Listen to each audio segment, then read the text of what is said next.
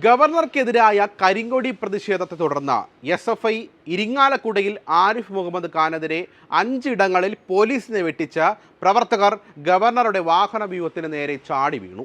ഗാന്ധി സ്മൃതി പരിപാടിയിൽ പങ്കെടുക്കാനെത്തിയതായിരുന്നു ഗവർണർ ആരിഫ് മുഹമ്മദ് ഖാൻ. ഈ സമയത്താണ് ടൗൺ ഹാൾ പരിസരത്തടക്കം പോലീസിന് കണ്ണുവെട്ടിച്ച് പ്രതിഷേധമുണ്ടായത്. മുദ്രാവാക്യം വിളികളും കരിങ്കൊടിയുമായുമായിരുന്നു പ്രതിഷേധം.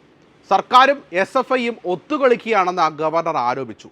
ഒരു കൈകൊണ്ട് SFIക്കാരോട് പ്രതിഷേധിക്കാൻ പറയുന്ന മുഖ്യമന്ത്രി മറുകൈകൊണ്ട് പ്രതിഷേധക്കാരെ അറസ്റ്റ് ചെയ്യുവാൻ പോലീസിനോട് നിർദ്ദേശിക്കുകയാണ്. അതിനാൽ അദ്ദേഹത്തിന് നല്ലത് ഒരു നാടക കമ്പനി തുടങ്ങുന്നതാണെന്നും ഗവർണർ പരിഹസിച്ചു. പ്രതിഷേധക്കാർക്ക് വേണമെങ്കിൽ എന്നെ ആക്രമിക്കാം, പക്ഷേ അവർക്ക് എൻ്റെ കാറ് മാത്രം ആക്രമിച്ചാൽ മതി, എന്നെ വേണ്ട. അവരുടെ ഉദ്ദേശം തന്നെ ഭയപ്പെടുത്തുക മാത്രമാണെന്നും അദ്ദേഹം മാധ്യമപ്രവർത്തകരോട് പറഞ്ഞു. പ്രതിഷേധത്തിന് വരുന്ന യുവാക്കളെ ഉപയോഗപ്പെടുത്തുകയും ചൂഷണം ചെയ്യുകയുമാണെന്നും ആരോപിച്ചു ഗവർണർ. അവരോട് കൈകൾ കൂപ്പി സഹതപിക്കുകയാണെന്നും പറയുന്നു. കേരള പോലീസ് അനാവശ്യമായി സമ്മർദ്ദവും ബുദ്ധിമുട്ടും അനുഭവിക്കുന്നുണ്ട്. പൊരിവെയിലത്ത് അവർ പ്രതിഷേധക്കാരെ തടയാൻ നിൽക്കുകയാണ്. പോലീസുകാരോട് സഹതാപമുണ്ടെന്നും ഇതിൻ്റെയെല്ലാം പൂർണ്ണ ഉത്തരവാദി മുഖ്യമന്ത്രി മാത്രമാണെന്നും ഗവർണർ വിമർശിച്ചു. നേരത്തെ ഗവർണർക്കെതിരായ പ്രതിഷേധവുമായി ബന്ധപ്പെട്ട് തൃശ്ശൂരിൽ 4 SFI പ്രവർത്തകരെ അറസ്റ്റ് ചെയ്ത് നീക്കിയിരുന്നു.